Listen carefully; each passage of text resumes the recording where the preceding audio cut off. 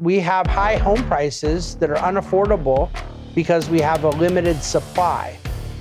And giving tax credits doesn't do anything to add supply, but it does do a heck of a lot to add to demand. I didn't start to understand economics until I was an adult. I think that there's a misconception that economics is money and how you spend money, right? And I learned from the great Thomas Sowell that economics is the management of scarce resources and what that means. So I'm going to ask you one question as we go out. The other important point that Thomas Sowell brings up in his great book, Basic Economics, is that every policy has unintended consequences. And so as you're thinking about what we've talked about with the church and with the culture, where do you think we should be thinking about the consequences of our thoughts and the consequences of our actions? Well, the book I wrote before full time, my newest book that we've spent most of our time today talking about, that came out at the end of 2021 was called There's No Free Lunch, 250 Economic Truths. And Thomas Sowell is quoted heavily in the book. And I believe that the general concept in the title, There's No Free Lunch, is exactly what Sowell referred to, that there are trade-offs. Yes. That there are either intended or unintended or both consequences. And sometimes those can be fine. If I go to buy a coffee, one of the intended consequences is that I am going to be, let's call it $4 poorer. I think you can still get a grande coffee at Starbucks for $4. It might be $5 now, I don't know.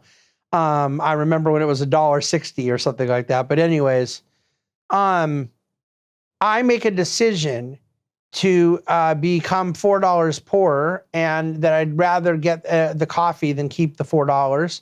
Starbucks makes a decision that they would rather get the $4 than keep the coffee.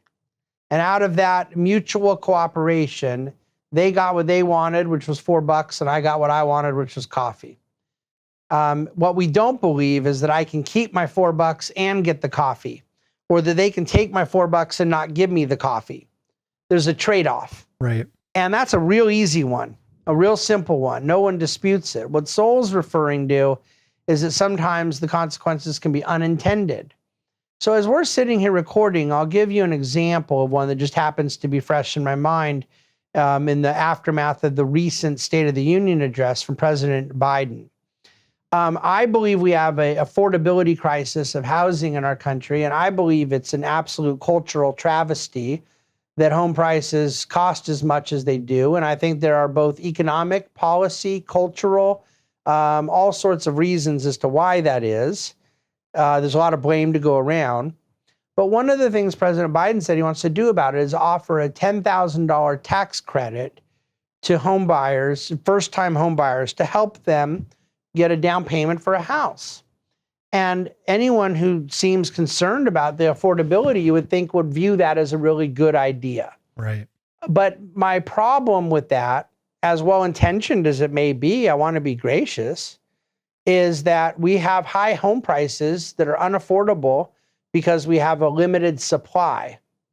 And giving tax credits doesn't do anything to add supply, but it does do a heck of a lot to add to demand. Correct. So demand is going to go higher by doing this, which means prices are going to do what? If demand goes higher and supply doesn't, prices have to go up. Prices have to go up. Yeah. So this is an unintended consequence of a policy decision. Now, I don't mean to pick on this one policy and this one president. There's a lot of blame to go around. But my point is that economics, because it is the allocation of scarce resources, deals with trade-offs. Right. And we teach economics to people as if they can have their cake and eat it too. And they can't. Yeah. There is a trade-off, and usually most trade-offs are ones we're willing to go through. We will, back to my Starbucks analogy, recognize instantly, we don't even think about it. I know I'm going to lose my $4, but I'm willing to because I want the coffee. No problem. What we have to do is understand that even tough policy decisions come at trade-offs, and to be able to adjudicate those things with some maturity and sobriety and good judgment That's the need of the hour economically. This episode of Rapid Response was brought to you by CTC Math. Visit them at ctcmath.com today.